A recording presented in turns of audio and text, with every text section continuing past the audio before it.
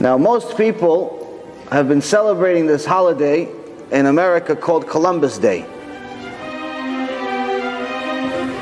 And Columbus was famous for discovering America, even though there was already people here. Before Columbus, according to the historians, everyone thought that the world was flat. And Columbus said, no, I'm going to continue going all the way to that point, and I'm going to get to another piece of land, and I'm not going to fall off the edge. And then when he continued and he got to another land, everyone says, wow, look, Ashrecha, Columbus. The world is not flat. This is just a few hundred years ago. Unfortunately, that entire story is completely false. And the reason why is because Am Yisrael has known that the world is not flat. As a matter of fact, Am Yisrael has known that the globe is a sphere, exactly as we know it today, already from Mount Sinai. And all of this is in the Torah. This first example is in the Gemara, which is a critical part of our oral Torah. We have two Torahs. We have the written Torah, which is the 5 books of Moses, and then the prophets. And then we have the oral Torah. The oral Torah explains what the written Torah actually says. And most people that don't want to believe in Judaism, whether it's because they're Jews and they don't want to keep mitzvot, or they're Christians and they're saying that some other guy came and saved everyone and now you don't have to do anything. All types of nonsense that people create in their mind. But everyone has a problem with this oral Torah. Even though Hashem said that He gave us the oral Torah in Mount Sinai also. But people say, no, but rabbis mentioned their names in the oral Torah. These rabbis weren't alive during Mount Sinai. Yes, but the information in the oral Torah must be divine. And BeEzrat HaShem today we're going to prove that, because the information they had couldn't have been information possessed by a man. The first one being proof that the globe, that the earth is a sphere. In the Mishnah in Masechet Avodah Zarah, page 41. It says that there's all types of Avodah Zarah, there's all types of idol worship, and you're not allowed to benefit in anything that was ever worshipped. Even if it was worshipped for a day, you're not allowed to benefit from it. So the Gemara asks, okay, what about if it was a picture? I said, okay, what kind of picture? What if it was a picture of a man?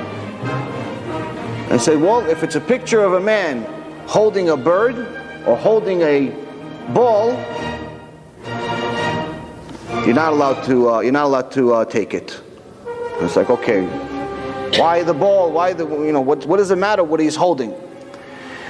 The Gemara says that if this man in the picture is holding a ball, then he's representing as if he's a king controlling the entire world. And they're saying, well, why does it represent him controlling the entire world? They say because the ball is a representation of Earth, the planet we live in, and Earth is round. Just like the ball is a sphere, so is the world that we live in. This Gemara was written nearly 2,000 years ago. The Mishnah itself about 2,500 years ago. Columbus, many years later, about 2,000 years later, he did not discover that the world was round. Am Yisrael has already known.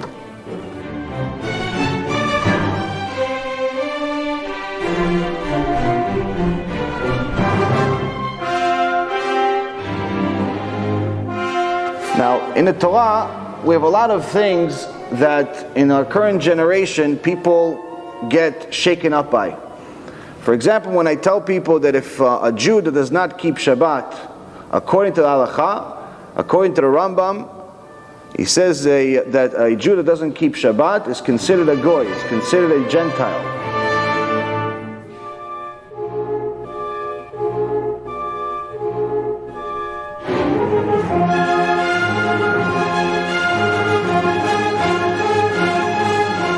Considered not Jewish. But what kind of a Gentile? Because there's something called Chasdei Umot HaOlam, which is the righteous Gentiles, the righteous non-Jews around the world.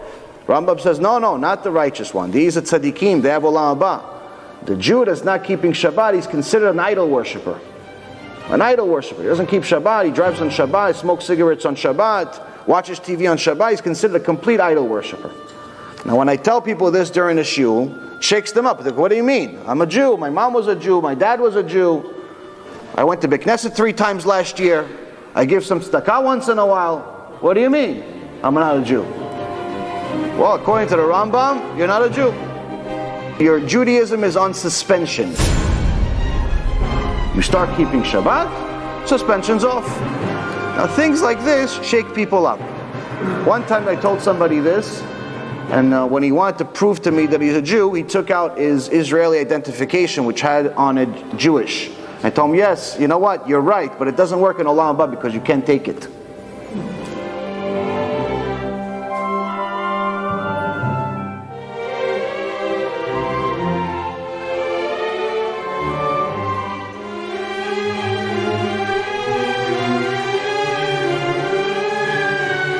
What proof is there that the Torah is really from God? What proof is there? So now Hashem tells us in the Torah, there's certain types of food that you are not allowed to eat. If it's a fish, if you want to eat seafood, it has to have 2 signs. It has to have fins and it has to have scales. This is directly in the Torah. This is in the 5 books of Moses.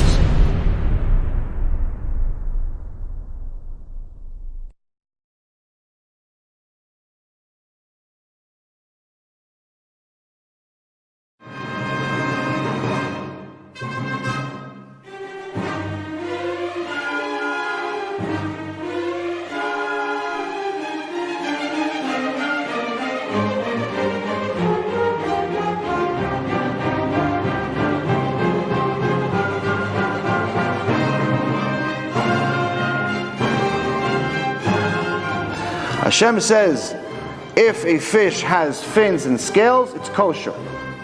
If it doesn't have scales, then it's not kosher. So Chazal says, what do you mean it doesn't have scales? It says, because you'll find fish that just has fins with no scales, but you will never find a fish that just has scales but no fins.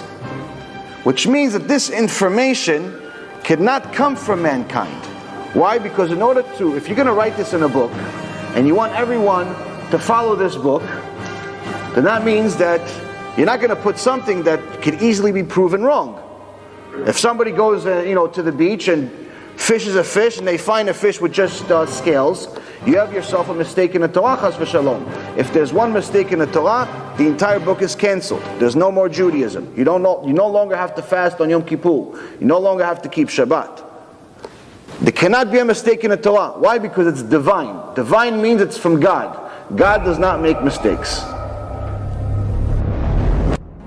So now you have a situation where whoever said this, that every fish that has scales must have fins, must have known every single fish that will ever exist. There's over 2 million species that we know of on Earth. There's over 40,000 different types of fish that we know of. That means that whoever said this 3,300 years ago had to have known everything that not only existed back then, but would ever exist, including mutations. And until this day, no one has ever found a fish with just scales but no fins. You have many fish, like sharks, dolphins, and so on, that just have fins. But you'll never find a fish that just has scales. Which means that even if you find a fish that's cut off, you cut off half the fish, and you don't have the side that has the fins, and you only have scales, Gemara says, you know for sure that it's kosher. Why? Because you're never going to find a fish that just has the scales. So this is just one simple proof that's in the 5 books of Moses that BeEzrat HaShem, all of us read every single year, Parashat Shavua. You should find this in the 5 books of Moses.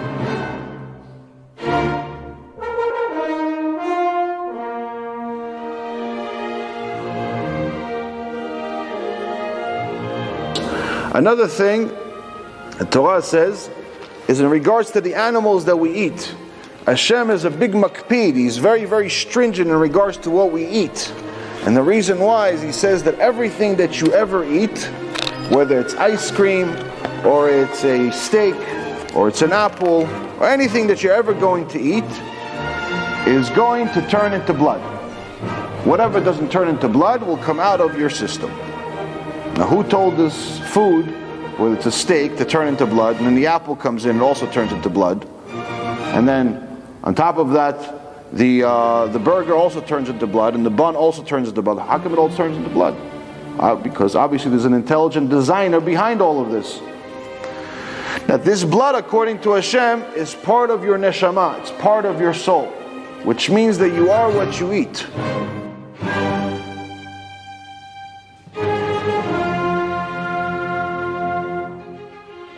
If you eat something impure, you become impure. But what does it mean impure? Does it mean you're a bad person? No, not necessarily. It means that if you try to learn Torah, it becomes nearly impossible. Because the Torah is the only thing that's truly spiritual in the world, and it's complete purity. Which means that if you go to a shiur Torah, and you eat non-kosher food, you're going to be like me when I was first starting to do tshuva. I go to a shiur, I'm completely 100% awake.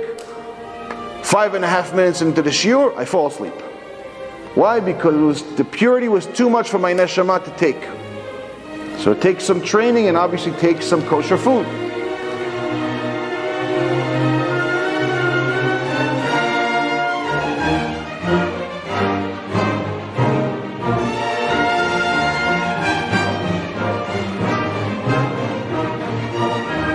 Hashem said that how are you going to know if this animal is pure? It says it has to have two signs. It has to have split hooves. It has to chew its cud, redigest its food.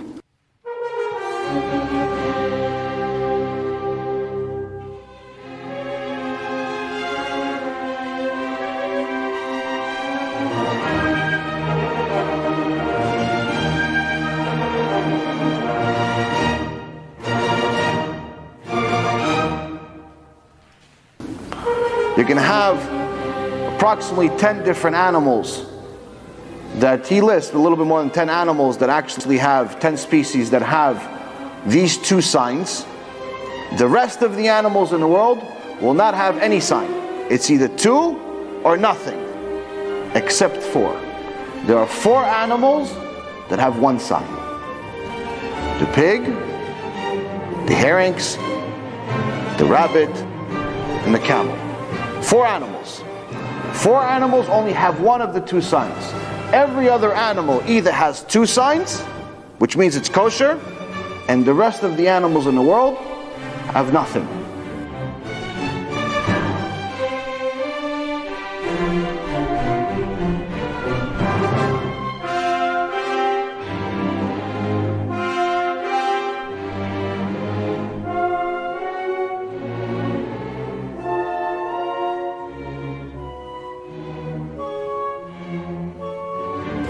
What does this mean? This means that if we find animal number 5, there's a mistake in the Torah. If we find another animal with one sign, there's a mistake in the Torah. Baruch Hashem, 3,300 years have passed since we got the Torah, they're still looking.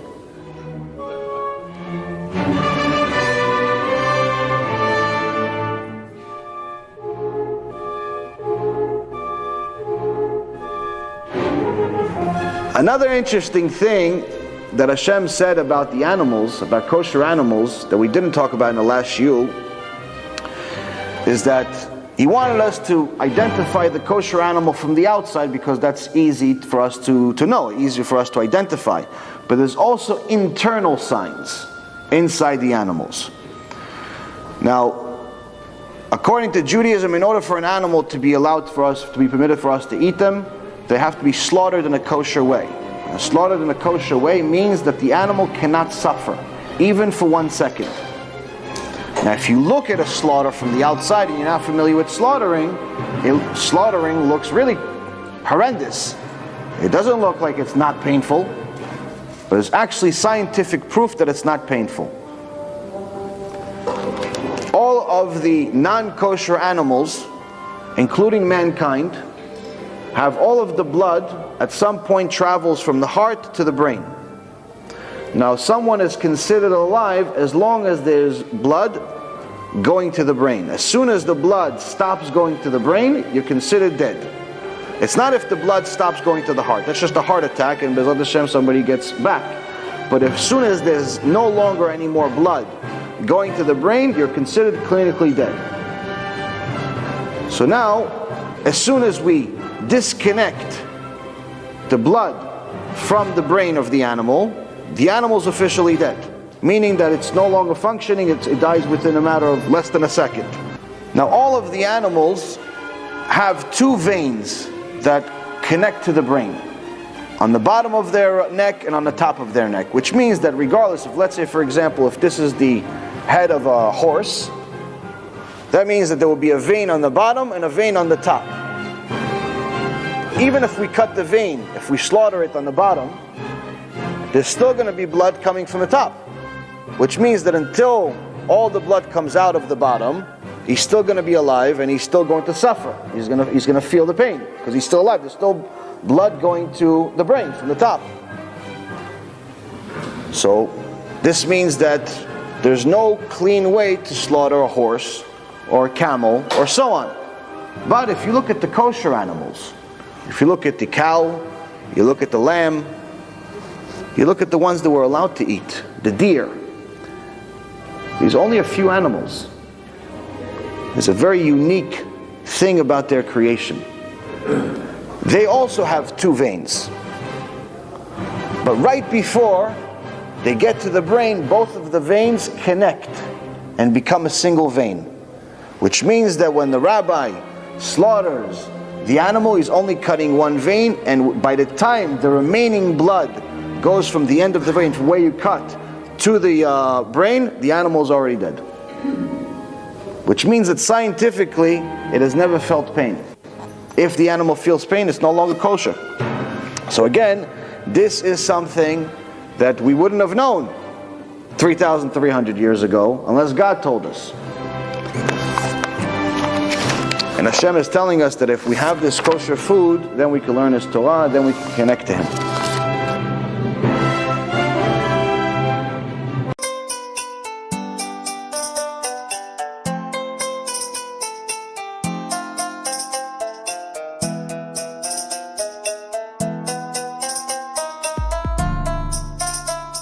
Let me know what you think, and make sure to share it, because other people need to learn too.